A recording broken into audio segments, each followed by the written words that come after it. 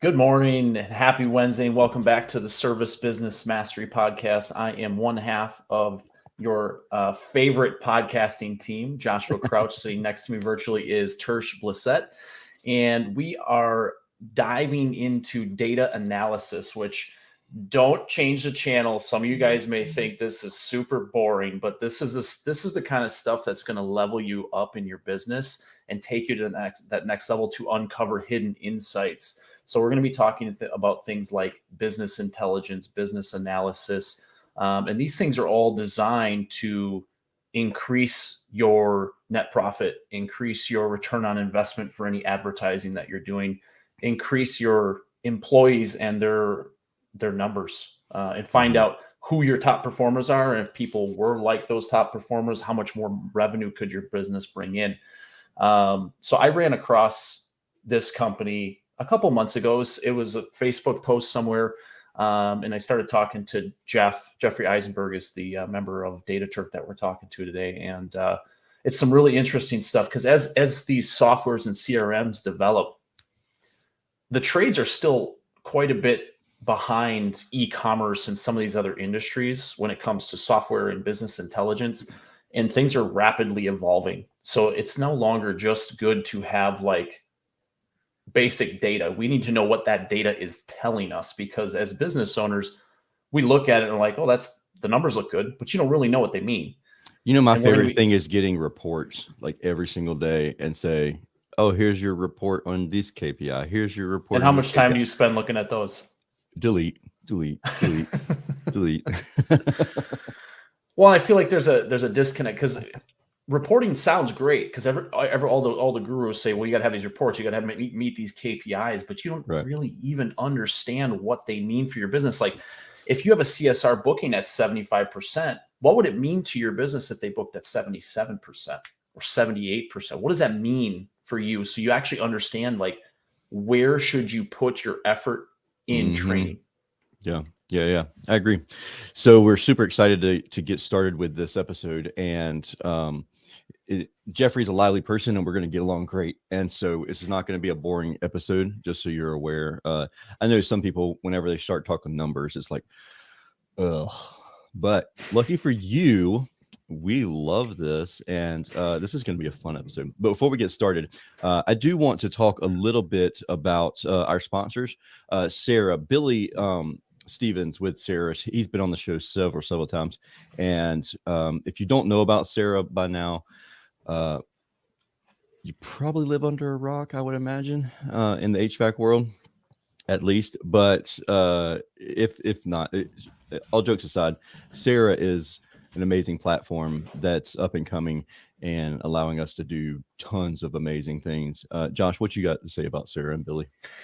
Well, this actually kind of coincides with our topic today because Sarah is a platform built on giving you that intelligence at your fingertips so you can make decisions about your job efficiency, and just understand your the important numbers in your business. So that way you don't look at a heap of reports that don't do anything for your business.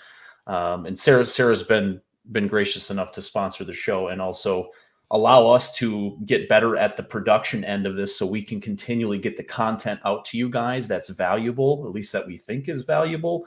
And that allows us to stay in front of you guys, whether you watch on TikTok or Facebook or YouTube. I mean, that stuff takes, if any of you guys have ever done social media, it is a bear to try to get all this stuff on all these platforms, and sponsors like Billy with Sarah allows us to help with the production costs of the show. Yeah. As soon as we figure it out, something else changes. So it's great to have a team and be able to have a team like that. For years, I went without sponsors as almost an ego thing. And I wasn't able to provide for the podcast, for the listeners in the audience. So super huge shout out for Billy to jump on board and support us. Next, I'd like to talk about Company Cam. Company Cam is a brand new sponsor partner with us. I'm going to read this because so Company Cam is something that I jumped on board with many years ago. But then like everything else in my life, the shiny object syndrome kind of kicked in, and I didn't stay with it very long. But then I got back on it here recently, and the team over at Company Cam, they've been really good. Josh and I just did a demo, and we did a demo with Austin, and he knew that we wanted to know more about Company Cam, not to purchase something. So he knew that we were going to ask him the difficult questions and stuff like that, and he was prepared and did a great job with his demo. And so we talked a little bit about how it integrates, how people can do things, and we're going to learn more about that, like people who use CRMs like Service Titan or Sarah, and or House Call Pro or something like that, and how they use it in conjunction with that CRM. So we'll get more data on that for you. But first off, I'd like to say that Company Cam makes it's simple to communicate across the platforms. And I did a couple of short videos. I actually went out and called a service call. Believe it or not, this weekend, I went and purposely called a service call so that I could use Company Cam and record how to do it. You're weird. I know, right? I could think of 100 other things to do on the weekend besides do that. I mean, it was one of those things like, hey, new toy, let me go try it out.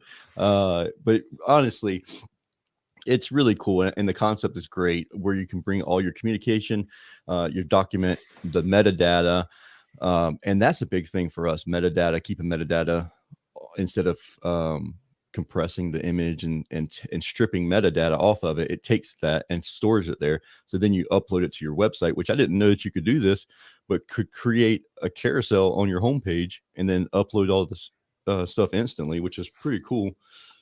I could see where it would get out of hand if you didn't have somebody in control of it, because my guys can upload some wild images. So, but if you're interested in Company Cam, after that hacked up read about exactly what Company Cam is, visit companycam.com/SBM and for a 14-day trial and 50% off your first 2 months. That's companycam.com/SBM for Service Business Mastery.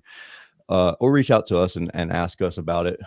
We are learning more and more each day about it. I've asked in the Facebook groups about feedback on that, and getting a little bit of feedback. If you're not part of our Facebook group, join our Facebook group, Service Business Mastery on Facebook. And we love to have everybody in there because that's where we communicate the most at. And I got this dead blasted fly, the one fly in this whole entire house, and it's right here buzzing. It helps if you take a shower. That's it. You nailed it, man. You nailed it.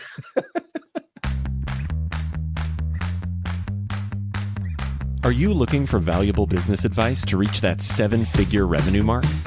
Do you want actionable tips to properly navigate through every business challenge you encounter along the way? Let Tersh Blissett and Josh Crouch be your guide in getting you to the top here at Service Business Mastery. Tune in as they sit down with world-renowned authors in business, leadership, and personal growth who share valuable insights about management, marketing, pricing, human resources, and so much more. Let their nuggets of wisdom gold guide you in owning a thriving, profitable, and ever-growing business. Here are your hosts, Tersh and Josh.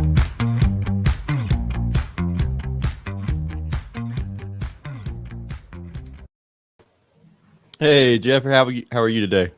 I'm doing well. How about you guys? Great. Fabulous. Sorry you had to listen to us kind of go through that, but it allows us to produce the show. So it's one of those things that we appreciate you kind of sitting there, because if you've never been on the show or seen the back end, like Jeffrey literally sits there and listens to us for like 7 minutes as we talk about this stuff, just sitting there patiently twiddling his thumbs. So appreciate that. Honestly, who wouldn't enjoy sitting there watching and waiting patiently, especially watching us? I know. Welcome to the show, Jeff. So tell us a little bit about you, the background, and how you even got started with everything you're doing.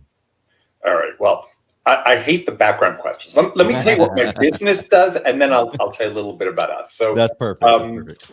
We do business analysis. That's about as boring as it gets. My brother and I and a guy named John Cordo von Tividar Okay, so my brother's Brian. Say that last name twice. John real fast. Cordo von Tivadar. Okay. And he's our data scientist. He's one of my partners, and he actually worked on the Hubble Space Telescope, and he likes to brag. So you're saying he's pretty intelligent. First jobs that he worked on 3 components that actually worked, not on the thing that didn't work. Okay? I was gonna say. Okay, so and he can bake a mean sourdough, right? So he's a brilliant guy. But anyway, we do business analysis, and business analysis is something that every business needs, and people don't do it because one, it's boring. I mean, it's mind-numbingly boring. Yeah. Okay. And secondly, because we don't necessarily know how to do it, right? Like, I never finished college, but I did take the finance courses. I was interested. And even then, this stuff was kind of boring. By the way, I dropped out of the statistics class. I've had to have remedial statistics afterwards, like to teach me stuff. So numbers is not what I'm about. I rarely actually want to talk about numbers, but numbers tell the story about what's going on inside your company. And, if you're thinking about your company, there's 2 things that bring value in your company, right? One is the relationships you have with your customers. And the second one is the systems that take those relationships and transform that into cash flow, right? I mean, that's basically it. That's basically what we want. We want to figure out what's making us money and keep doing more of that. And the things that are costing us money, do less of that. Maybe, but the costing us money. I could talk about that too. That's right? a good point. That's a good point. It's sometimes a necessary. There's a difference between an expense and an investment, right? Very much. And if you were installing an air conditioner and it didn't cost you anything, right? That'd be considered theft, right? So you gotta be kind of precise when we talk about these things. But I mean, if it dropped off a competitor's truck and it's sitting there, is that theft? Is it though? Just pull it up in the back, okay? Anyway, so we started this business like 2 years ago, not as a business. It was kind of a little bit like a hobby. We had all this initial downtime. It was like March-ish, right? During the pandemic. And I know a lot of people in the industry, and I know them because I'm good friends with a guy named Roy Williams, the Wizard of Ads. Yeah. I know him. I was just reading the book. I know a lot of the partners. And so I spend an inordinate amount of time around these people. And people had asked us a couple of different times because my brother and I, we'd written several New York Times bestsellers on e-commerce stuff, basically conversion rate optimization. They looked at us as like, you understand these things. Can you help look at this? So we had been looking at some things for home service companies, and we asked some questions and we got weird answers. And we were like, what? Well, we got this thing. It's called Service Titan. And we made a leap. Okay. A stupid leap. Okay. We assumed that the reason that people couldn't get the results that we were talking about, like the numbers that we needed, was because Service Titan was so bad at generating reports and they were so difficult to get at. Now, that continues to be true. Okay. I was going to say, did you find that to be true or not? No. What? That Service Titan makes it very hard to get the reports? Oh, yeah, that's true. Okay. Right. It's really, it's not easy. They don't make it easy. It's overwhelming the amount of reports that are available or that you could build. Yes, absolutely. So the data is there, right? But you have to really be deep inside. Like you have to be a numbers geek to want to even get them out. Okay. Yeah. And so, but we assumed that we knew the solution, and the solution was we started out building this thing that would ask one simple question and give one simple answer. Okay. And it was cool. We showed it to people. We got like a dozen people right away to say, oh, I want that. Give that to me. And they gave us monies. Okay. They paid us monies. And it was cool, except that just a few months later, we looked and they were continuing to pay us money, but they were not logging in. Guilty. Okay, right? I've done that before. You buy it. Hey, like I said in the intro, shiny object syndrome. Yeah. So, and the thing is that we'd been speaking to a bunch of them, and some of them we didn't. And the ones that we didn't, we just called them and said, we're going to return your money because you can continue to log in and get these reports if you want them for a few months. Yeah. But we feel bad. You're not really doing this. And so what happened is we wound up with a handful of clients, okay, who said, no. I want to know this stuff. Mm-hmm. Okay. But they weren't logging in. Can't I keep calling you? The problem was, remember, some of these are friends. It didn't start out as a business relationship. So they were friends, and they would ask us questions and we would tell them things, and we were looking, and it was like, okay. And then I'm out to lunch with a friend of mine, Elmer Zubiate of Elmer's on Time in San Antonio, Texas. Okay. Another name that I would love for you to say like 3 times real fast. Elmer Zubiate. You have to know that Spanish is my first language. My okay. So it's kind of easy for me. Anyways, we were out. We were eating this really, really good Mexican food for lunch, right? And we're out there, and Elmer says to me, he's like, he's got his phone in his hand and a taco in his hand. Okay, he says to me, we want this stuff done. He was speaking for the industry. Okay, he was like, we want this stuff done for us. I just want it done for me. I don't want to spend time doing it. Like, I don't have time. He says, like, I want you to send me a text or an email. And when I get to it, I can look at stuff and I'll see what it is. He's very right in that. And like, he was right in saying that for the entire industry, because that's how we think. Yeah. So here's the thing. So John and I, who were having lunch, we heard that. We kind of looked at each other and like, oh man, this is way harder than what it needed to be. Remember, we'd already had an epiphany where we found out that nobody cared, right? Yeah. And now, not only do we want this, but I don't even want it to be active, right? I don't want to get in there and do anything. Yeah. And so Elmer led the way. We went back to the drawing board. And what we came up with was what we were calling informally, okay, but it's kind of stuck to us, is a whisper service. It's what we're still offering, right? And the whisper service was one where we would do the complete analysis, and we'd only tell you the 2 or 3 tops 4 things that were important, okay? If you needed an explanation, we'd come back to you. And at the same time, we'd go along and work with you on stuff, meaning, you decided to take on an initiative. You might do 2 or 3 initiatives in a whole year, right? These are big business-wide things.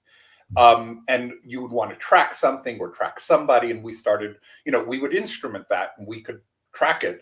And it was really kind of cool because we fit it all into something you could do in texts. Okay. Oh, that's cool. And well, here's the thing. Elmer didn't want to look at charts. None of our guys, I don't want to name the names. Elmer doesn't mind when I talk about it. But nobody wanted to look at charts, and people wanted very few numbers. Like, you couldn't give them a string of numbers and have them pay attention. Yeah. So we would say things like,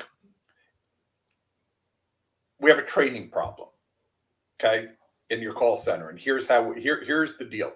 If everybody performed as well as your best performing agent, okay, you'd be making an additional $5 million a year. Now, is that an actual $5 million? No, but it's the scale of the problem, right? Right. So he says, that becomes a very big issue. Like, that's a $5 million issue versus a $400 issue. Yes, right. So, but it doesn't look that way, because on a day-to-day basis, these are really small differences. Yeah, right. I mean, you got to figure, tech goes out to 4 or 5 calls a day. An agent might answer even 100 calls a day, right? But you're talking about 2 or 3 more bookings. Yeah. Right. You're not talking about these mind You're not talking about $1,500 or $15,000 system sales, like right off the bat. Like they ultimately could lead to that, but that's not like you're thinking more granular. And I love what you say there because like literally just yesterday I forwarded an email to Josh about our website's analytics, and Google Analytics sent me an email, and it was very bite-sized, like very much easy information to read, because like Josh sends me a graph and shows me all these numbers and things that are analytics and Google Analytics and stuff, and I'm like, that looks like it could be important, or that could be good, or that could be bad. I don't know. But then Google sends me an email and it says, you've had 1,500 more visitors to this page on your website. This page is doing the best on the website. Tweak a little bit and make it even better. And I'm like, Josh, look at this. And so it's like, that is negotiable. But even that, okay, is a little bit too fussy. Okay, because what happens if that page is better? Oh, right. We don't. Yeah. Who knows? Like, great question. Right. So what we're doing, and we're hoping to actually we re-engineered the reporting business. Okay, because remember, right now we're doing a service for our clients. And it's cool, right? We love whispering to clients, and I'll take those clients all day long. But there's not even a way to sign up on the website. You just have to, go to datatark.ai and you figure out how to contact us. I'm interested in the business, but the real business is the SaaS business we want to roll out. It's a software business where we generate the insight, not the data, right? The idea of knowing what you need to do or knowing the importance of something is why you care about it, right? What like if that page on that Google told you about was the page that, I don't know, maybe most people came into your site on, right? What they could say is, hey, if you increase that, more people would come to your site. Okay, and that might be valuable, but where do people leave your site? Yeah. Right. What did they do during? And so we're trying to cut through several layers of learning here because, look, I have ADD. I'm very driven by that. Okay. Yeah. And I'm diagnosed. I got the Ritalin slows me down. Yeah. Okay. Yeah. Right. Yeah. I can't, I've never been easy to do spreadsheets and stuff like that. I learned it. But it's hard. I mean, like, this is the stuff that just drives me insane. It'll physically exhaust you. Yes, absolutely. It drives me nuts. Yep. Okay. Now, John revels in this stuff. My brother, who actually he wrote the first book on web analytics. Okay, like with a guy named Jim Novo. It was like painful. Okay, I never liked analytics, but I've used them. Right. And I said, no, we need to make that jump where what we're doing is not training people on what these things mean. Okay. Seriously, like the last thing that any of our clients want right now is more work. Right. We know how to work on an air conditioning unit. We know how to clear a drain line. But we don't necessarily know what the business needs to move forward. We're worried about like, oh my God, the phone's blowing up today. I gotta go like church, gotta go hop in a truck and I gotta get out there and help. And I get that. Like we listen carefully, right? Like I could have heard what Elmer said and heard something different. Okay. Yeah. But I took it to heart, right? We had talks about this where we were trying to interpret things. What does that really mean? And the simple value in this, right, is to give people what's important about their business, what might have changed. I mean, when I tell somebody that, like club membership is up for the 25th month in a row, it's the highest it's been in 30 months. It's this. Okay. Yeah. But if I actually told you that your club members are used to, okay, this is an interesting one because we had this. Club members used to spend 35% more the non-club members. Okay. Mm-hmm. And we actually have a client where that has now dropped precipitously. And do you know why? Well, so here's the deal. The whys are a little harder to dig for, but what we did is we said, here are the possible reasons why. One of them happened to be right. Okay. Because I'm not sitting in your office, but right. The club members, they were being so aggressive about calling the club members, and not in a bad way, right? They had these just to follow up and interact with them. They had exhausted like the whatever services these people needed, they got done. Right. And so this very successful initiative that they had taken on to do club membership, and they basically sell everybody club membership. Yeah. Okay. Was working out, but they were squeezing too hard. Gotcha. Okay. That was important. Right. That oftentimes also, that exact one thing is something that I worry about, is like every time we visit someone, we're hitting them up for something. Is that good or bad? But you're able to say, okay, look, based on this data, it's not working, or it has worked in the past, or right. And the thing is, we it'd be great if I could give you magic wand to fix it. You still have to go fix it, right? That's still the work. Right. But we were able to find these things because that stuck out. Okay. Another thing is, we've had clients, where they're up 30% that month. Mm-hmm. Okay. And anything that's up 30% month over month doesn't feel like it needs attention, right? Mm-hmm. Typically. Yeah. Except that what we found was that that we could see that their turnovers were decreasing. So like the lead flips. So that's an interesting point, because if you think about the time of year we're in right now, why we're recording this is the first week of June. It's outside of Wisconsin, where I can't wait to get out of. It's hot almost everywhere else. And this happens a lot, where people say, oh, it's money-making season, right? But the problem is they start rushing through calls. They don't follow their process. Their actual turnovers, their lead flips, their system replacement as a percentage of calls go down because they're not taking their time. I just saw someone yesterday, like, how do we handle this? Our guys are running 7 to 9 calls a day. I'm like, well, you're losing a lot of opportunity. Learn to say no. If you guys would just slow down and just learn to say no. When it's slow, you take all day at that house if they'll let you, because you gotta find every single thing you can that's wrong, because otherwise you're not gonna eat. Right. And I think understanding that is key. Right. It's a lagging indicator, right? What you see is, when you start to see this behavior, right, you won't pay for it now. You'll pay for it in a few weeks. Yeah. You will see that your revenue goes down. Yeah. Okay. And so we were able to see that and warn them of it. And, here's the thing. When you say that, and this is one of the hard parts in such a seasonal business, is, ideally, you always want to have one truck that's kind of sitting idle.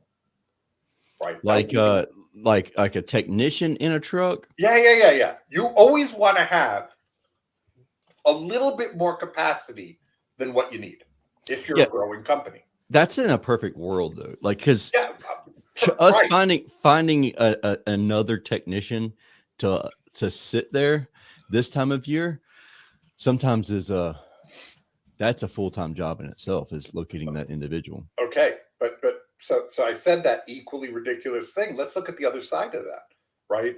Is if you have people running 7 to 9, did I hear that correctly? 7 to 9 calls. Okay. It was just a post I saw last night.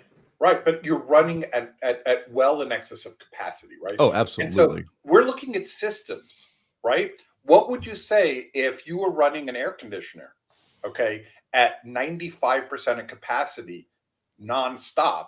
Where's that air conditioner going to wind up? Oh, yeah. In the garbage in a couple of years. Okay. Well, what happens is that any system that's working at over 80% of capacity, right? We could argue. I'm giving you a rough way of thinking about it, right? But any systems that's running at over 80% of capacity is running too hot, right? So you're going to lose people. You're going to damage clients. You're going to be doing a lousy job. Like there's all these things that will happen. So saying no, listen, I can tell you what the problem is, right? I can't necessarily help you hire more people. Okay, although I can introduce you to people who might, right? But you have to know that these are issues, right? You can't keep running a system that's as hot as it is, right? Yeah. So this is the stuff we help people understand what the underlying data is telling them, and we've been doing this with Service Titan, and Service Titan is a remarkable tool, right? It collects all this data, but it also has a lot of holes in what it does. Yeah. Like, I'm going to give you a weird example. They've introduced this concept of a project. Okay. Are you familiar with the project? Right? Yes. Project. Yes. And it sounds so great, right? Like, okay, we could do this. We could do this as a project. Except that your database doesn't actually know that each job is part of a project. It's so confusing. And you can't job cost an individual invoice, but you can job cost a full project, but you don't always have a project for every invoice. So you can't technically job cost every single job. Correct. Yeah, right. So we have a bunch of workarounds that we do to understand stuff. Okay. And like making those at scale. So we're hoping by the end of this year to have at least 1,000 clients, right? Mm-hmm. There's a lot of computing power that goes into kind of rejiggering the way that they show information so that we can present it. And the technical aspect of that, okay, it actually makes me want to like crawl under my desk. Seriously, like John would get all geeky on you and explain to you and what they're doing and how, how it's not event-based and it's a state change. Really? Yeah. Okay. Right. But even, they added projects because somebody demanded it. Okay. And then they don't give you the right way of costing it. And so we wind up doing all this remedial stuff. Originally, we weren't going to get involved with financial statements. Okay. But we started getting involved in the price book and looking at margins and stuff like that. So often that is one of the biggest questions that we get. Like, we're not financial people, we're not financial experts, but people are always saying, talk about finances. Like, ooh, that's a tough. But I don't want to talk about finances because it makes people flip out. However, when we get your financial statements and we put them into our database and we're comparing it together with the Service Titan data, we're seeing some really interesting stuff. And we told somebody in December, that they were taking too big of a salary. Oh yeah. Okay. Talk about a painful whisper message.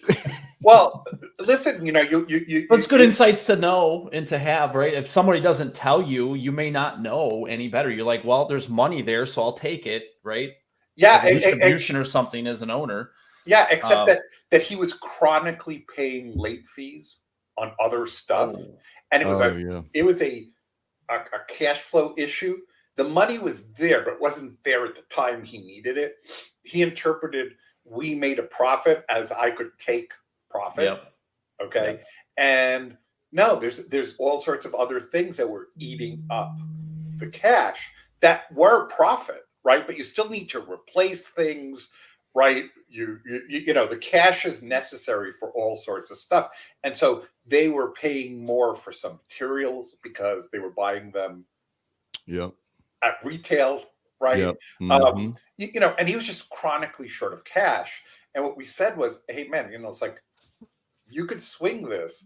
And in a year, this is what the numbers would look like. Now, I hated saying that, but it's a really simple thing, not from like an accountant might look at it and say, this is how it is. But because we had the rest of the view of the business, we could actually say,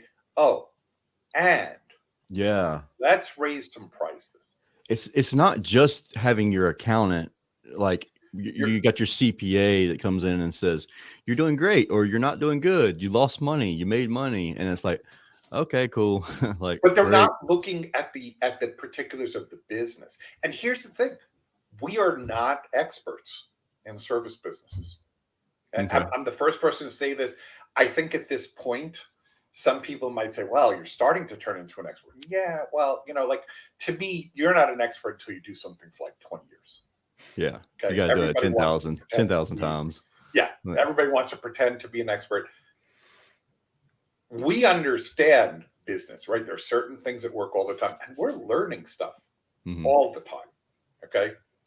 So, but because we do understand business, it was really easy to say, you're not costing correctly. He just misunderstood the numbers. It was a fundamental misunderstanding of how profits worked. And we literally, it's kind of interesting. Somebody once asked me to do this as a class. But I took him through, and in a couple of hours, I explained how financial statements work. And see, here's the thing. I'm not saying he knows how to analyze them, but he knows now, after talking to me, where the answer to the question is, right? Yeah. Why you need to do this. So he went ahead, and his bookkeeping is up to date. There's a whole bunch of things that they've done in terms of their systems. It's a lot of small things that can add up together, especially like you said, bookkeeping being up to date. Not having your month closed out by the 15th of the next month or the 10th of the next month, like what kind of impact can that do to your business the following month? Like little things like that. And knowing that. Here's the thing: is your bookkeeping should be even closer to that. Okay. Yeah, I would say, no, I agree. You should be closed out by the 10th. And I'm not an accounting guy. And the interesting thing is, there are lots of clients where I'm not looking at their financial statements because they've got that in line, right? Yeah. So this is it's a next stage of what we're going to be doing. But if so let me get this correct, Jeffrey. Yeah. The 30th of the following month is bad. You should or once a year, closing it out once a year is not good either. You should be doing you let me know how that turns out. But you become a statistic at that point. You become one of the ones that don't last past 5 years. Yeah, the thing is, this industry is professionalizing. Okay, it is very much so. It's kind of interesting. I've been saying this. I think that I'm going to get pushback on it, but I heard that there's 100,000 HVAC contractors. I don't know if I believe that number. Okay, I could see that because there's 700. Every little town's around. Got great. Yeah, it's got 10, 15, but 20. Here's the deal: the information systems, the way the businesses are run, are still pretty primitive. Okay. Agreed. Oh yeah. Right. We're way behind the world. When I say that, it's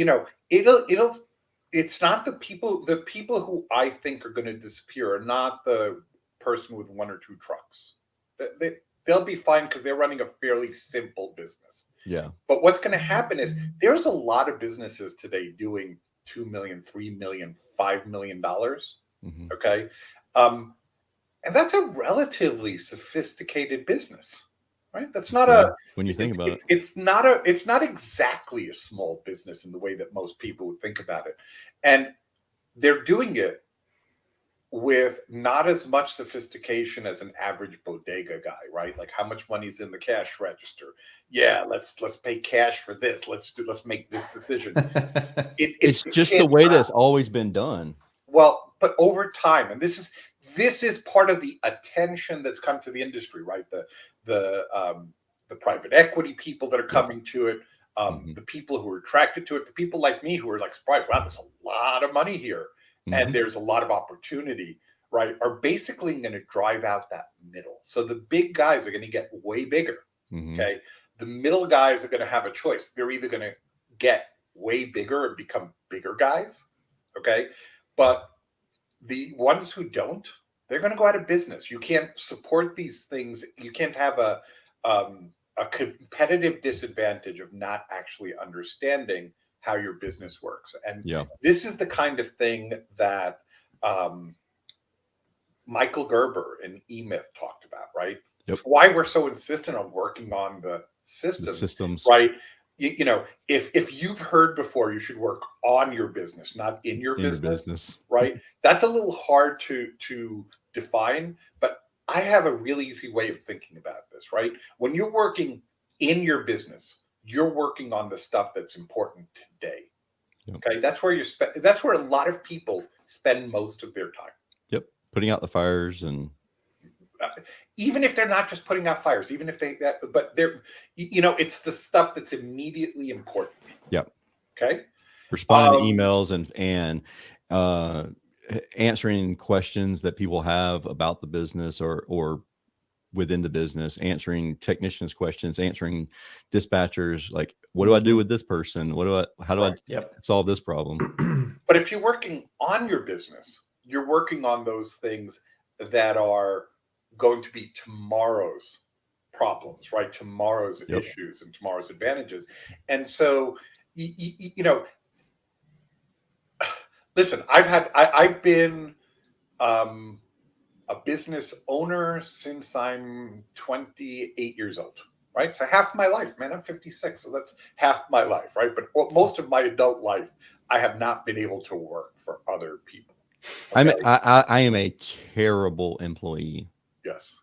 I'm a great I don't wish myself as an employee on anybody. I mean, same here. Right. Same here. However, I can tell you that I'm not some really special guy. It's really hard to do this on, not in your business. Okay. It's you know, this thing looks like it's going to collapse if you don't do it. And you're telling me that I need to worry about something that doesn't even matter for like a year or two. And the answer is, and it's really, it's horrible to do, but the numbers guide you, right? So, you know, we stepped back at Data Turk from, you know, the business that's scalable is when we finally release this as software. Will be probably around $300 a month, and you'll be able to get all these insights and whatnot. And then if you'll want to talk to us or something, we're actually figuring out what the services might be around that, but they'll be small. And we want to make that readily accessible, right? That can scale. Yeah. So the Whisper service. Can I ask you a question? That's not scalable. Jeff, can I ask you a question about data? Because you guys look at now, you essentially have data all day long. That's what you guys do. So this is something that I have realized more and more and more as I've looked in client service Titan accounts. I remember the service Titan accounts that we've had when I was in the HVAC industry, House Call Pro, all these different softwares. I've seen the back ends and the data. Are you guys finding that the data is not very accurate that's being inputted to the system? Yes. We're finding that there are clients who sign up with us and we tell them that they need to clean up their data before we can do something valuable with them. Is that a pretty common occurrence? No, but it's not uncommon. You know, and there are different things that can be done different ways.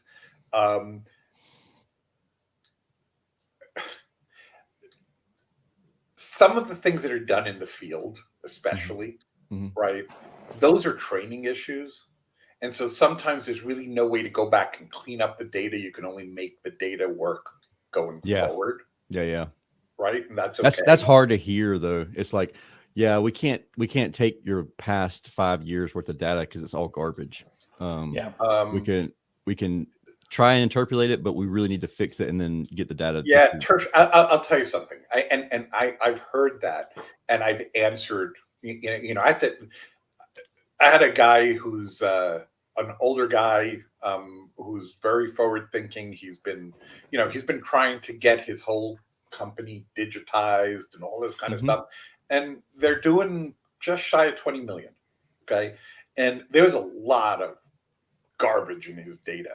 And he was really, he was so bitter about it. He was like, right? It's your baby too, right? As a business owner. And I just said to him, I was like, you know, you got to be a little less harsh on yourself. I said, you know, because you're in a position where you can figure this out, and you can't, you know, you can beat yourself up about what happened last year or what happened last month, or you can fix it.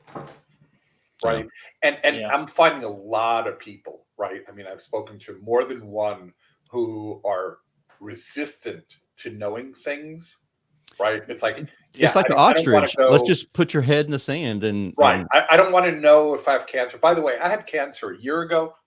I had that surgery. It was stage 1. They got rid of it, but well, that's good. And by the way, if you're over 45 and you haven't had a colonoscopy, I beg you to go do it.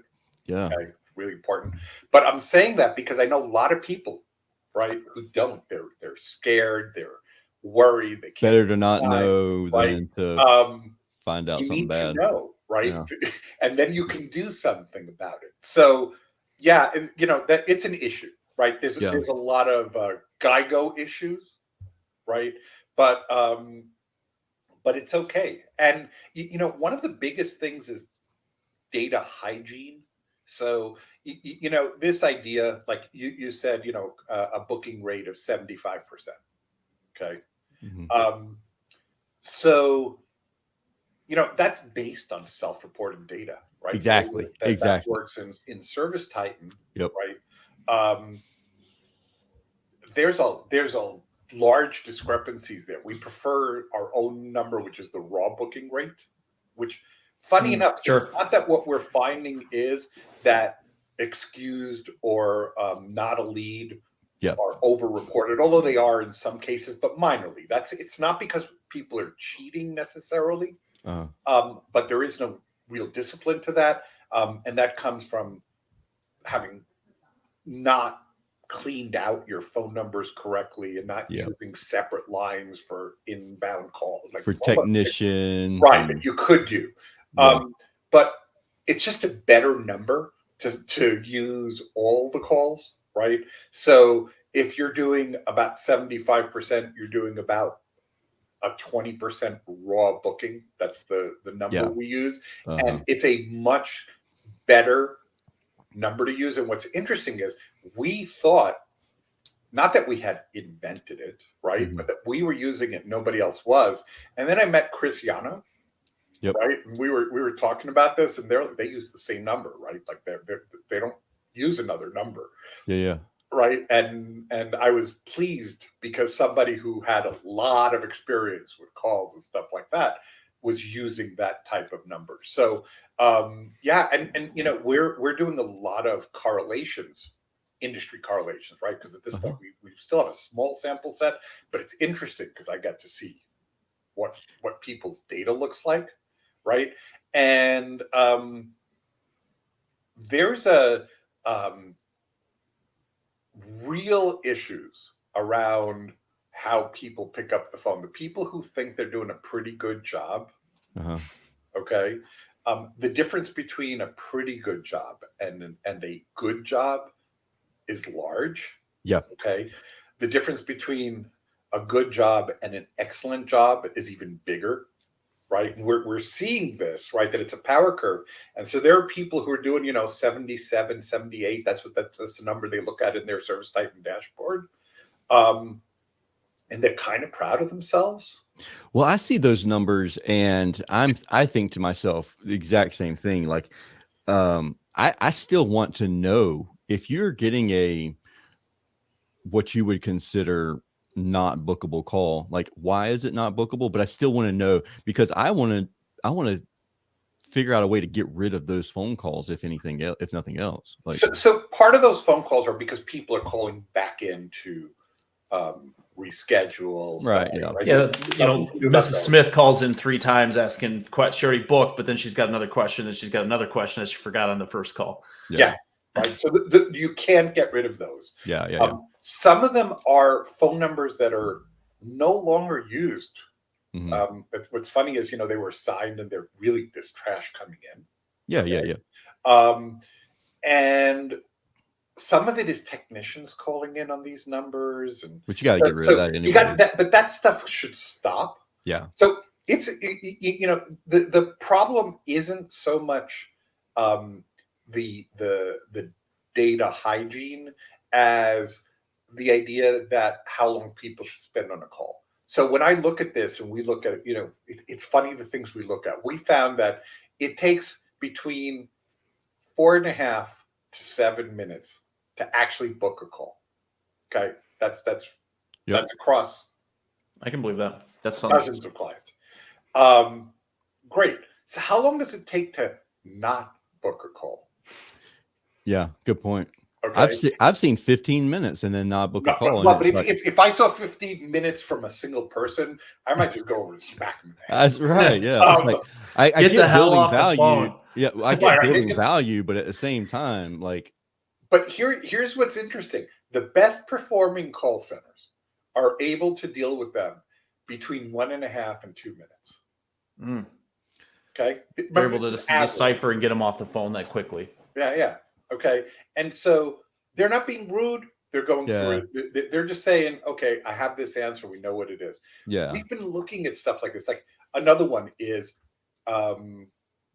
with what's it called? Schedule Engine. Yeah. Okay, if I'm on Schedule Engine, why don't 100% of the people book an appointment? I mean, that's what they went there for. Yeah, they're getting lost somewhere in that 5 to 7 step. Yeah. You got too many steps and they're bouncing off the page. Well, you got to remember this is one of our things. Is back when we wrote this thing in 2006. Okay, we were the world's leading experts in conversion rate optimization online. Like this is like, we were those guys, right? So we looked at. What was the name of that book again? This is Waiting for Your Cat to Bark. There was another one called Call to Action before this, and those were 2 New York Times bestsellers that we had kind of back to back. Wow. And we were writing about conversion rate optimization. If anybody's interested in our latest books, they're smaller and easier to read. This is a book I actually would recommend. We wrote this in 2017. When you write a book, Amazon is not the important part. It's even a lemonade stand can do it. Yeah. And we send these to our clients because we want them to read it because it's about these very simple principles. But I was saying about Schedule Engine, it's not a hard thing to fix. Yeah. Okay. Yeah. You just got to know the data. So Jeffrey, I don't want to cut you off, but I know that your time, your crunch for time, it's our time slot. And if people want to learn more about you, like connect with you, where's that best done at? I'm easy to find. You can find us at dataturk.ai. You can find me on Facebook. You can find me on LinkedIn. You can find me on Twitter. Cool. And reach out, and I'm fairly easy to talk to. Okay. Jeff, we really appreciate this, and we could obviously talk for hours. There's so much good information that you're pulling out there.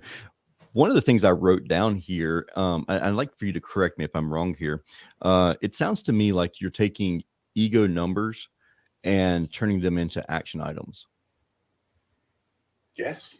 If you don't know what you're going to do with the because I could collect it. I throw percentages at you like this is an amazing, call conversion percentage or this conversion percentage or whatever. But you're actually taking that information and turning it into an action item versus just having an EO number out to throw out there. Yes, that's how it should be. Cool. Jeff, we really appreciate you coming on the show and sharing everything with us. And if anybody has any questions, don't hesitate to reach out to Jeff. You can reach out to me or Josh, but we're just going to send you to Jeff anyways. So I hope you have a wonderful and safe day. And thank you, Jeff, for coming on the show again. All right. Thank you for having me. Be well. See you.